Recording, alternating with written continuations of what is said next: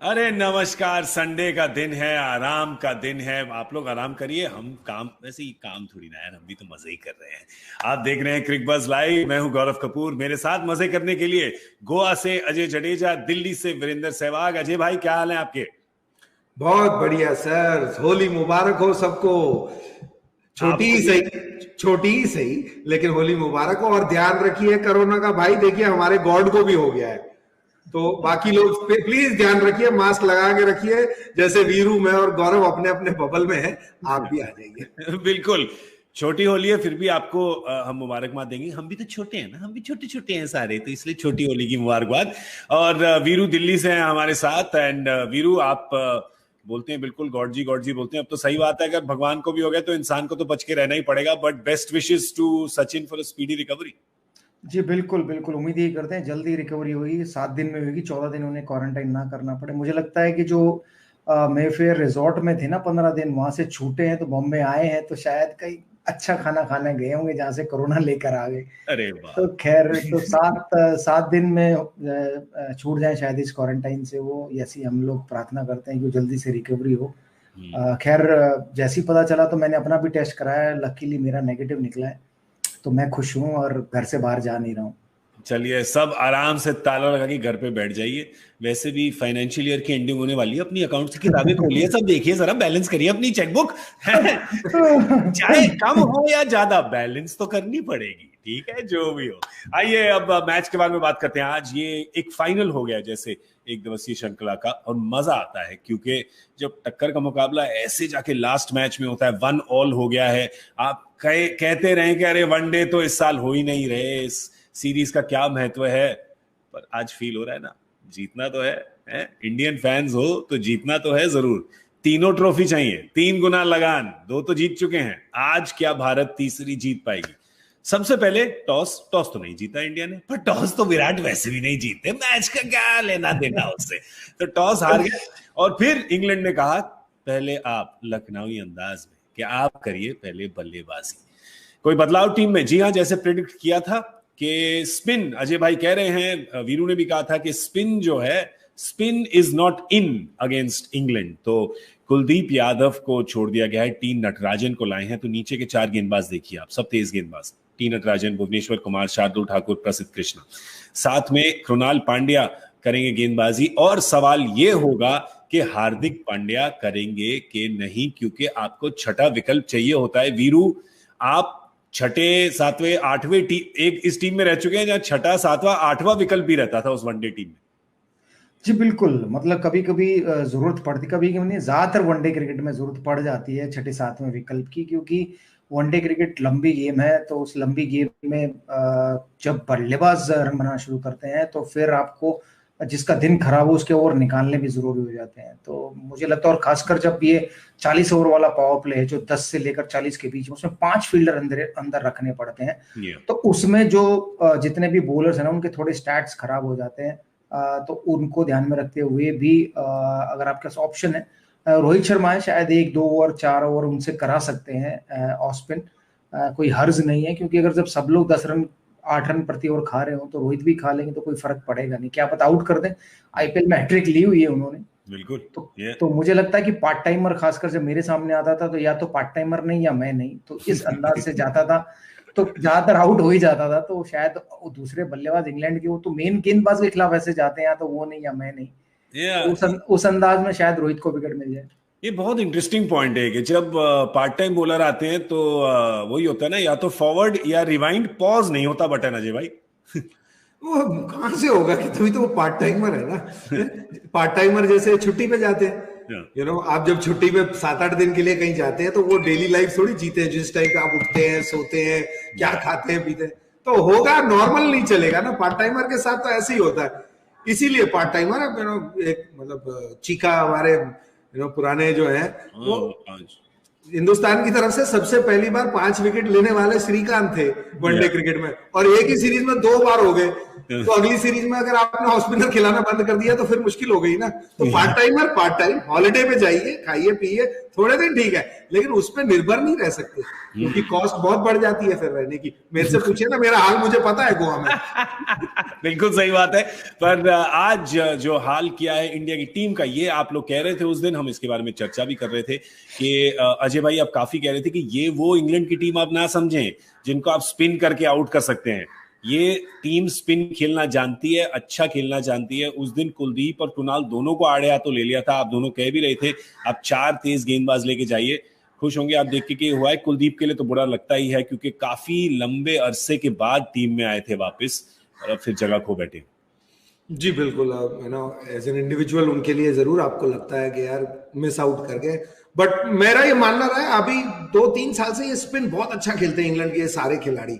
सिर्फ एक चीज है, मैं मानता था कि सिराज प्रॉब्ली बेटर ऑप्शन है, वो इसलिए क्योंकि जो कुलदीप को आप स्पिनर खिला रहे हैं ना, वो आप एक्चुअली एक अटैकिंग ऑप्शन के स्पिनर है, वो डिफेंसिव स्पिनर नहीं थे, नहीं तो आप वॉशिंगटन को खिलाते या किसी को। तो उसकी जगह चॉइस बेटर, सिराज हमेशा बेटर चॉइस थी। स्पिन ये इंग्लैंड की टीम वनडे में अच्छा खेलती है जब विकेट्स नॉर्मल होती है। टेस्ट में तो फिर वैसी विकेट बना ले तो फिर तो स्पिन ही खिलानी पड़ती, बट जो विकेट्स देखिए उसमें आई थिंक ये बेटर ऑप्शन है हमारे पास, क्योंकि आपके पास 2 नई गेंदें होती हैं, यहाँ पे बाउंस है, थोड़ा सा पूना में शाम को सीम भी करता है। तो अगर आप आज रन बनाएंगे उतने ही जितने पहले बनाते थे और वैसी विकेट रही तो आज आपका चांस बेटर हो जाएगा। मतलब वो तो देखते हैं मैच कैसे चलता है, बट गुड कॉल फाइनली, अब मेरे को रेपिटेटिव नहीं होना पड़ेगा। हाँ, और इंग्लैंड की 11 को भी देखें, जैसा हमने इसमें भी प्रेडिक्ट किया था। मैं कह रहा हूं हमारी जो कुंडलियां हैं, जन्म पत्री पढ़ते हैं हम, साइड में एक बिजनेस शुरू कर देते हैं क्योंकि हो रही है। मार्क वुड वापस आ गए हैं और कौन से करण भाई पे गिरी है एक्स कुल्हाड़ी, किस पे गिरी है? टॉम। तो टॉम को जेरी की तरफ भगा दिया गया वहां से, तो वो वहां से चले गए हैं। और ऑफ कोर्स मार्क वुड आएंगे तो इंग्लैंड को लगेगा विटामिन का इंजेक्शन। वीरू नहीं, बिल्कुल जैसा मैंने पहले कहा, पिछले मैच में कहा था कि रईस जो गेंदबाज हैं इनको देखा नहीं है किसी ने, तो इसलिए वो इफेक्टिव रहे पहले मैच में, लेकिन अब शायद देख लिया है। तो मार्क वुड और वो दोनों जब साथ गेंदबाजी करेंगे तो बेहतर पार्टनरशिप होगी दोनों की गेंदबाजी में।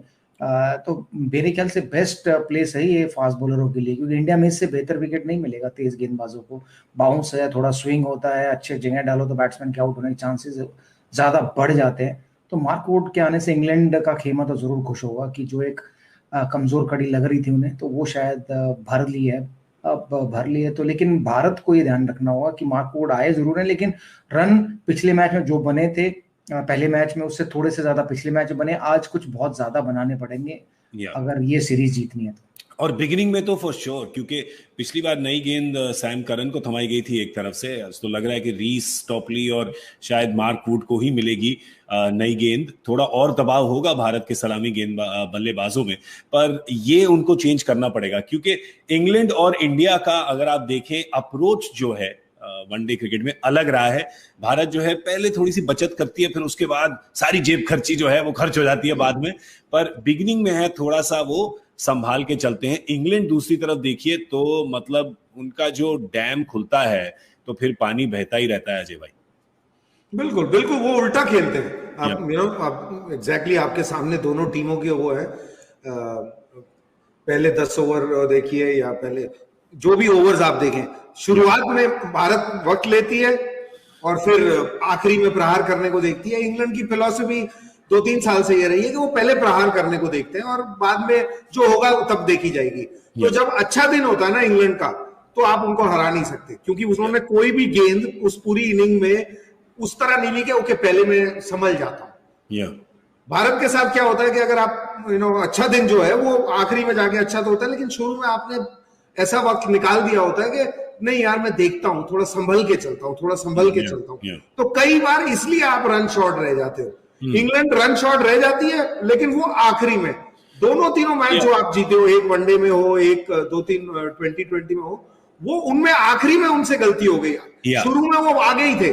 भारत के साथ बिल्कुल विपरीत है, जब हम हारे हैं हमारे से आगे ही गलती हो गई है, पीछे नहीं। पीछे वालों ने काम पूरा रखा है इस सीरीज में। ये बड़ा इंटरेस्टिंग पॉइंट है आपका, क्योंकि इंग्लैंड ने पहली मैच में यही किया था, लग रहा था कि पहुंच जाएंगे, कोई प्रॉब्लम नहीं होगी, फिर उसके बाद गाड़ी जो है उनकी पूरी पटरी से उतर गई। पर जो बोला कप्तान ने उसके बाद वीरू कि हम अपना अप्रोच नहीं बदलेंगे, कहते हमको भाई जो आता है, जो बेस्ट होता है, वर्ल्ड कप जीते हैं हम, तो हम ऐसे ही खेलेंगे, सेकंड मैच में ऐसे ही खेले।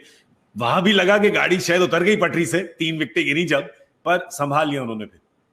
देखिए बिल्कुल, और ये सही सोच थी मॉर्गन की कि भाई अगर हम लोग हार भी गए एक मैच, उससे ज्यादा फर्क पड़ने वाला नहीं है। बेहतर है कि हमें जो क्रिकेट आती है, जिससे हमने वर्ल्ड कप जीता है, वही क्रिकेट खेले। मैं एक उदाहरण देता हूँ, जब राहुल द्रविड़ कप्तान बने थे ना भारतीय टीम के, हम लोगों ने 17 कंसेक्यूटिव मैच में चेज करके जीते थे। और फिर उसके बाद हम लोग पहुंचे थे 2007 वर्ल्ड कप में, जहां पर ग्रेग चैपल ने कहा था नहीं हम पहले बैटिंग प्रैक्टिस करेंगे, तो ये 3 मैचों में हम पहले बैटिंग करेंगे। तो इकलौता मैं या 1-2 प्लेयर और थे कि भाई जो हमने स्ट्रैटेजी बनाई थी, जो 17 वनडे लगातार जीते, वही अप्लाई करते हैं। हमारे लिए रिजल्ट निकल रहा था बेहतर, तो हम लोग क्यों उसको बदले। बट वो माने नहीं, कप्तान कोच ने वो स्ट्रैटेजी बदली और हम लोग 2007 वर्ल्ड कप से बाहर हो गए। तो शायद अगर उस समय हम लोग यही सोचते कि हम स्ट्रैटेजी जो है वही रखेंगे, हम पहले फील्डिंग करेंगे, चेज करेंगे, तो हमारी बैटिंग लाइन बहुत स्ट्रांग और लंबी थी, तो हम कितने भी रन चेज कर सकते हैं, तो शायद हम लोग 2007 वर्ल्ड कप भी अच्छा खेलते और शायद हो सकता फाइनल तक पहुंचते।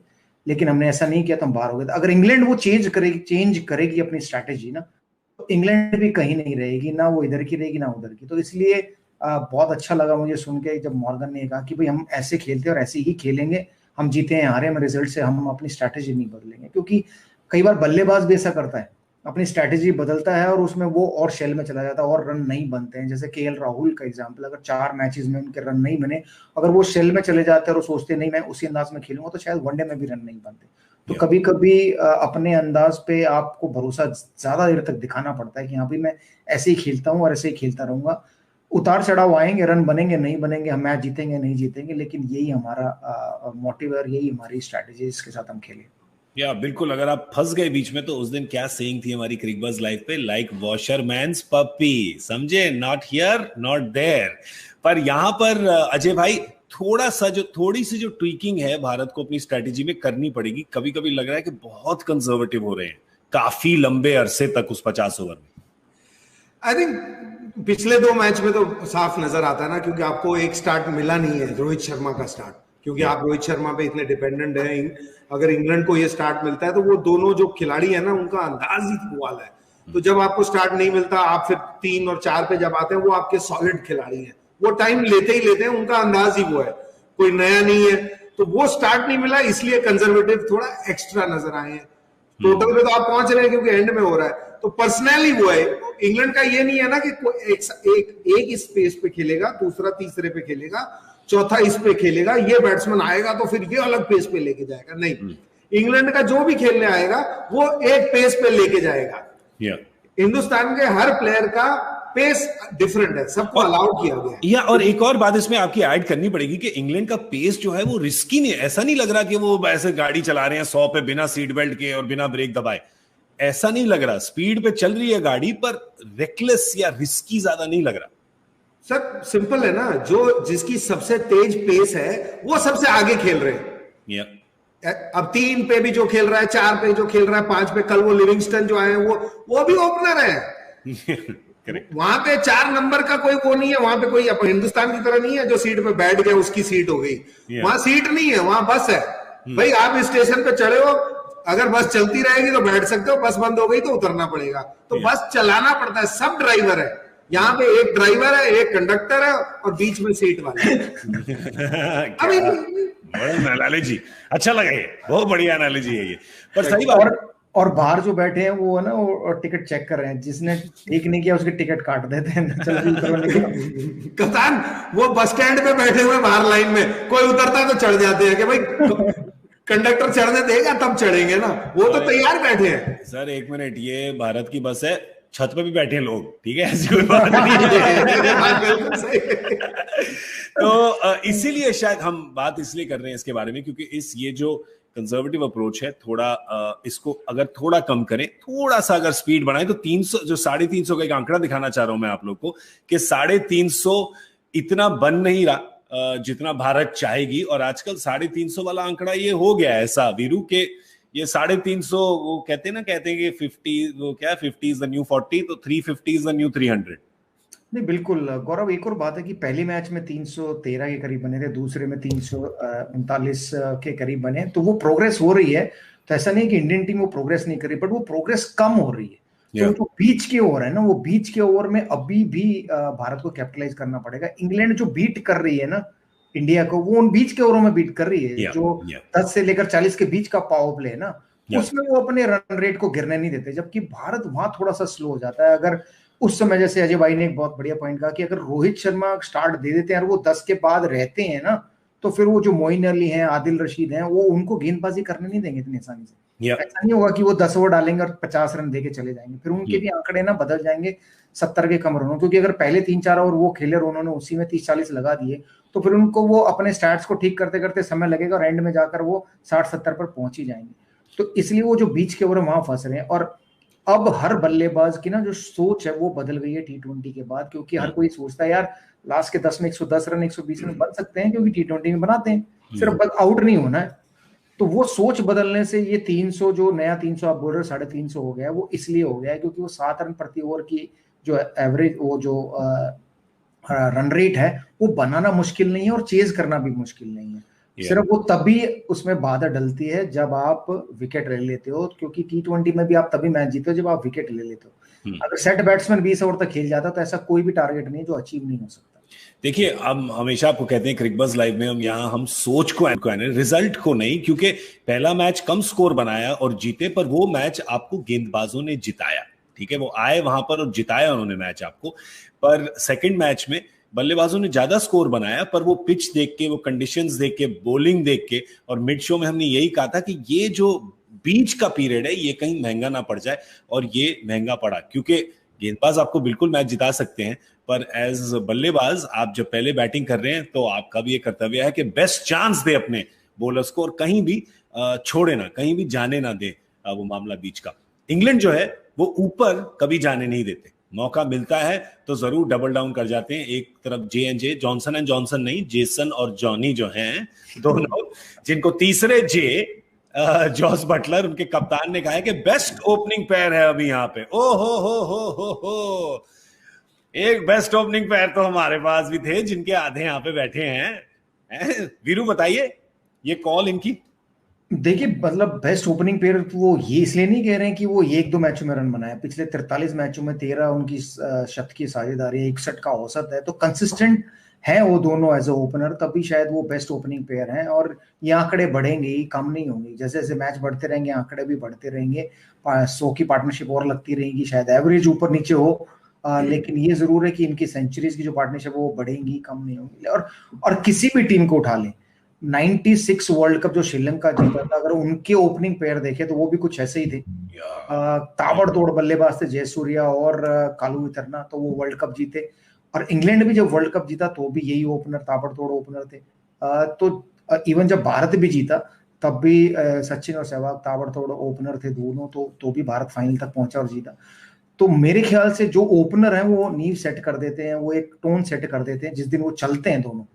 तो अगर वो 100, मुझे अच्छी तरह से याद है जब गैरी क्रिस्टन कोच आए थे, तो जब हमारी मेरी और सचिन की ओपनिंग साझेदारी होती थी, तब 3 नंबर पर MS धोनी उतरते थे, कोई और नहीं उतरते थे। कि वो ये बोलते थे कि अब प्लेटफॉर्म सेट है MS धोनी के लिए, क्योंकि वो अगर सेट हो गए तो फिर हम लोग 300, 350, 400, 450 भी बना सकते हैं, और ऐसा हमने बहुत बारी किया भी। एक बात में सडनली मेरे दिमाग में आई, आपने जब कहा कि नंबर 3 को फ्लेक्सिबल रखते थे, अगर ऐसी ओपनिंग स्टार्ट मिल जाए, चाहे कम रन रेट में मिले, अजय भाई आपके पास एक गेम चेंजर बैट्समैन है, एक्स फैक्टर हार्दिक पांड्या। अब आप कह तो सकते हैं कि वो फिनिशर हैं, पर फिनिश में आपके पास ऋषभ पंत और कृणाल पांड्या भी हैं, घुमाते हैं बल्ला, शार्दुल भी थोड़ा सा घुमा लेते हैं। खैर उन पे आप इतना मतलब इतना दारोमदार नहीं डाल सकते, पर अगर आप ये देखें, कहीं आप करेंगे कि अच्छा ठीक है यार, ये बीच के ओवर में ना हमें थोड़ी सी स्पीड बढ़ानी है, फेंक दो एक हार्दिक अंदर। बिल्कुल, किसी इनमें से जितने नाम लिए आप इनमें से किसी को भी भेज सकते हैं ना, क्योंकि अगर आपका अप्रोच ये आप मानते हो कि ये आदमी आखिरी में जाके जब 4 फील्डर खड़े होंगे, 5 नहीं सर्कल में, और 25 गेंदें ही बची हैं, तब जाके भी वो बना सकता है। तो अगर आप सिर्फ एक्सेलरेशन की सोच रहे हो तो भी आप भेज सकते हो। और उन्होंने अपने खेल से दिखाया हुआ है, वो टेस्ट क्रिकेट में भी शतक, अब तो शतक भी बनाया है, और लंबी पारियां खेल सकते हैं। तो बाकी तो छोड़िए, जिस दिन आप हार्दिक पांड्या को अंदर भेज देंगे ना 3 नंबर पे, या ऋषभ आता है, या जो भी अटैकिंग प्लेयर होता है इंडिविजुअली, तो ऑपोजिशन कप्तान को भी सारी खेल बदलना पड़ता है। उसने जो बचा के रखा हुआ है ना आखिरी के लिए गेंदबाजी कराने के लिए, उसको अब लाना पड़ता है। तो कप्तानी, थोड़े दिन पहले हम बात कर रहे थे कि कप्तानी 2 तरह से हो सकती है। आप जब बैटिंग कर रहे हो ना, तब भी आप जैसे बॉलिंग चेंजेस देखते हो ना आप कैप्टन की, जो स्ट्रेटेजिकल कैप्टन होते हैं वो बैटिंग की करते हैं। अभी वीरू ने जिक्र किया वो श्रीलंका की ओपनिंग पार्टनरशिप का 96 में। अब तो बच्चे जो अब हैं उनको पता भी नहीं होगा क्या होता था उस जमाने में, बट 96 में जो वो टीम है ना श्रीलंका की, और जो टीम 92 में खेली थी जो क्वालिफाई भी नहीं की, उसकी पर्सनल में सिर्फ 2 प्लेयर्स नए आए थे, लेकिन सबकी जगह बदल दी थी उन्होंने। अर्जुन रानाटुंगा जो थे वो कप्तानी बैट्समैनों से खेला करते थे कि वो ऐसा भेज देते थे कि आप यार मेरा बॉलर अच्छा डाल रहा है, उसको हटाना पड़ता था क्योंकि आप कहते थे ये नहीं इसके अगेंस्ट अच्छा खेलता है। तो स्ट्रैटेजी खाली ग्राउंड पे मतलब सिर्फ बॉलिंग को चेंज नहीं करना, बैटिंग को भी कर सकते हैं। सक्सेस हो नहीं हो वो तो बॉलिंग की तरह है, अगर बॉलर ही खराब डाल दे तो क्या करोगे, लेकिन माइंडसेट ऑपोजिशन का चेंज हो जाता है जब आप कुछ बदलाव करते हैं। तो वो हम हमेशा यहाँ पे बात करते हैं कि प्रोएक्टिव कैप्टेंसी की रिएक्टिव कैप्टेंसी। गौरव अब मतलब ज्यादा पीछे जाने की जरूरत नहीं है। T20 वनडे T20 जो मुकाबले हुए उन्हीं में देख लीजिए, 3 नंबर एक बार ईशान किशन आए, 3 नंबर एक बार सूर्य कुमार यादव आए, तो रिजल्ट दोनों में बदले, दोनों में उन्होंने ताबड़तोड़ बल्लेबाजी की। तो मुझे ऐसा लगता है कि ओपनिंग अगर जल्दी गिर भी जाती है और विराट कोहली 3 आते, तो जो नंबर 4 की पोजीशन है ना, उस पर भी आप कृणाल पांड्या या ऋषभ पंत या हार्दिक पांड्या को ट्राई कर सकते हैं, क्योंकि फिर आपके पास एक सेटल बैट्समैन है राहुल, जो सिचुएशन को संभाल सकते हैं अगर वो आउट हो भी गए तो। बट लेकिन अगर वो उन दोनों तीनों में से कोई भी बल्लेबाज अगर वो 40 तक रुक गया और वो जो पावर प्ले है या जो स्पिन गेंदबाजी जैसी वो करते हैं, तो शायद वो उनको सेटल नहीं होने देंगे कोई भी, चाहे वो ऋषभ पंत हो, हार्दिक पांड्या हो या कृणाल पांड्या। नंबर 4 मत बोलो यार। मैं एक बात बताऊं, मेरे को क्या याद आया, जेम्स बॉन्ड की एक पिक्चर देखी थी जब मैं बच्चा, तो मुझे बड़ी अच्छी लगी थी कि वो सामने एक बैठता है, ठीक है, बंदूक लेके ड्राइवर के साथ में, जेम्स बॉन्ड गाड़ी चला रहा है और वो ऐसे एक बटन दबाते हैं वहां पे और जो साइड वाली सीट होती है ना उड़ जाती है ऊपर से।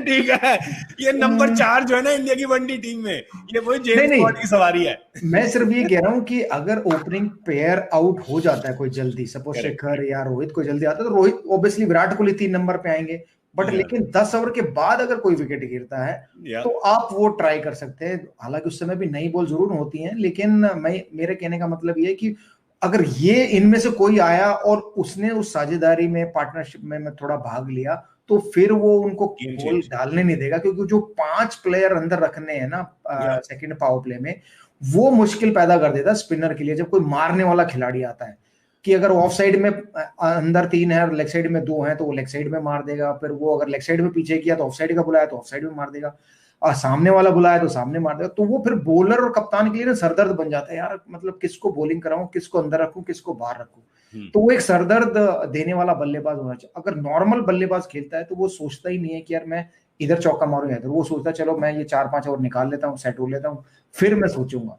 तो तब तक शायद वो ओवर निकल जाते होंगे। नहीं, आपका पॉइंट तो बिल्कुल ठीक है, और ये जो रोटेटिव जैसा देश वैसा भेस वाली जो बैटिंग ऑर्डर लाइनअप आप कह रहे हैं, वो बिल्कुल आई थिंक सभी सहमत हैं इससे, क्योंकि आप गेम को डिसरप्ट कर सकते हैं, बिल्कुल एक चेंज हो जाती है और दूसरी कप्तान की जो प्लानिंग है वो उल्टी पुल्टी हो जाती है। एक सवाल आया है आस्क क्रिकबज़ लाइव पर, हमारे दर्शकों के सवाल आते रहते हैं। आई थिंक ये वीरू आपने बोला था उस दिन, आई थिंक उसके बारे में, उसी के ऊपर ये सवाल है, वर्कलोड, क्योंकि कप्तान ने कहा था वर्कलोड को मैनेज कर रहे हैं, और उसी के बारे में ये सवाल है अमेय जाधव का कि वर्कलोड का क्या मतलब है, कि अगर हार्दिक बॉलिंग के लिए फिट नहीं है, वो खेल रहे हैं, पर वरुण और अश्विन जो हैं वो बॉलिंग के लिए फिट हैं पर खेल नहीं रहे, तो फिटनेस क्या नंबर 1 क्राइटेरिया नहीं थी? थोड़े कंफ्यूज हो गए हैं। और अगर हार्दिक खेल रहे हैं एज सिर्फ बल्लेबाज, प्योर बल्लेबाज, तो फिर क्या पंत पहले मैच में या स्काई सूर्य कुमार यादव, क्या उनके आगे जगह बनती है उनकी? देखिए, हम बिल्कुल मानते हैं हम कि हार्दिक पांड्या जो हैं बिल्कुल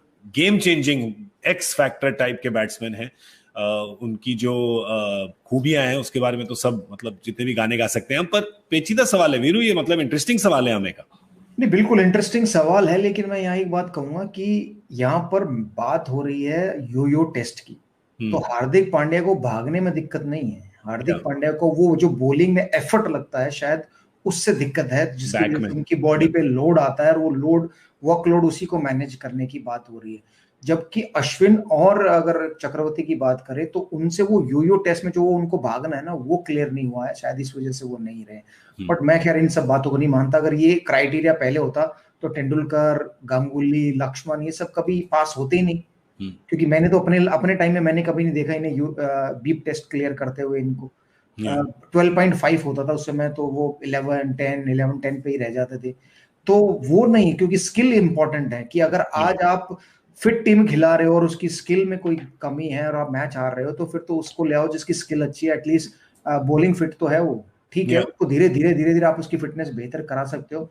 बट अगर स्ट्रेट अवे क्राइटेरिया यही है कि नहीं, आप पहले यो टेस्ट क्लियर कीजिए, फिट रहिए, फिर आप क्रिकेट खेलिए, तो बात अलग है। वरना तो स्किल वाला गेंदबाज है वो, अगर आपको बीच में ब्रेक थ्रू दिला देगा तो उसकी उतनी फिटनेस तो है कि वो 50 ओवर फील्डिंग कर सके और बॉलिंग कर सके 10 ओवर, तो वो शायद इनफ है मेरे लिए। तो अजय भाई आप अब इसमें रह क्या गया है बोल दे, सब निचोड़ दिया इन्होंने, जूस निकाल दिया पूरा, छिलका ही बचा रह गया, पूरा जूस तो निकाल दिया इन्होंने। मतलब पूरी तरह से ले लेते हैं अब, क्योंकि अब घर में ही बैठना है, बबल है। तो एक बात सुनो, अगर आपने शेफ ढूंढ रहे हो तो सबसे पहले भगा लो लोगों को जो सबसे बढ़िया भागता है, फिर ढूंढोगे खाना कौन अच्छा बनाता है, या ये देखोगे खाना किसको बनाना आता है।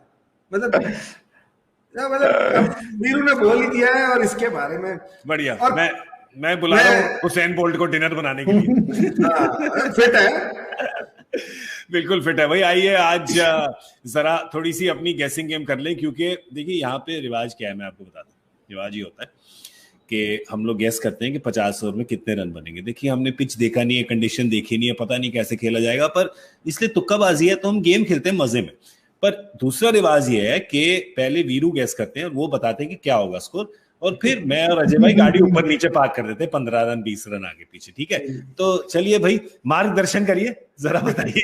लेकिन आज माइंड में ना मैं थोड़ा कंफ्यूज हो गया हूँ कि आज मुझे लग रहा है कि शायद यार मतलब एक जो वो बैटिंग कोलैप्स होना होता है ना, शायद आज हो सकता है। मैंने प्रेशर डाल दिया बेसिकली। हाँ, भाई तो ये हो गया लेकिन वो बैटिंग कोलैप्स हो जाए तो भी कुछ नहीं, मैं फिर भी मैंने पहले 3-1-3 कहा था, फिर 3-2-3-3-3 कहा था, अब शायद 3-4-3 पे आ रहा हूं मैं। तो 343 मेरा गेस। अजय भाई बाय द वे मैं आपको बता दूं आज रोहित की सेंचुरी बनने वाली है, मैंने देख ली पत्री। ये तो अजय भाई का काम है, देख लिया तुम तो असिस्टेंट हो। मैंने देख ली, उन्होंने साइड में रखी थी, मैंने पढ़ ली। भाई अगर रोहित की सेंचुरी बनवा दी आपने तो फिर 368 कर दो। लेकिन ये मतलब मैं कप्तान की बात में बहुत साथ हूं। वो जो वो वीरू की बात करें, वो वीरू की आप जो कोलैप्स का है ना, उसका बहुत बड़ा डर है, क्योंकि हमने आधा घंटा चर्चा की है इस बात पे कि यार पहले 10 से लेके ना हम स्लो चले, तो वहां तो कोच इतने सारे हैं, वो तो हारे हैं, उनके सर पे चोट लगी है, तो वहां पे इतनी बातें हुई होंगी ना, या तो आज मेरी पास गाड़ी आएगी या फिर गाड़ी जो कप्तान ने बोला, बट उसके लिए किसी के पास नहीं आएगी। बिल्कुल देखते हैं। मैं अगर आप लोगों ने ऑप्टिमिज्म कर दिया है तो मैं थोड़ी सी पेसिमिज्म करके नीचे पा कर देता हूँ ना गाड़ी, तो मैं 325 पे कर देता हूँ, ठीक है, 325 तो आगे चलो, अब तो आ ही जाना चाहिए। तो इसमें से जितने भी बन गए ना, पता नहीं क्यों आज जीत जाएंगे। चलो बढ़िया, इतना ही तो चाहिए। 3 गुना लगान तो फिल्म में मिला था, पर तीनों ट्रॉफियां असलियत में मिलेगी आज। यहाँ पर संडे का दिन है, आराम से बैठ के मैच देखिए। वैसे भी बाहर बहुत फाइट है भाई, कोई जरूरत नहीं है बाहर जाने की, आराम से घर पे बैठिए, पकौड़े वकौड़े खाइए थोड़े हैं और मजे करिए। और हम आपसे मिलेंगे भारत की बल्लेबाजी के बाद यहाँ क्रिकबज़ लाइव पे। शुक्रिया करना चाहूंगा मैं अजय जडेजा और वीरेंद्र सहवाग का। मैं हूं गौरव कपूर, आप सबका भी शुक्रिया। Thank you for watching, see you in some time, good bye, good night and good luck.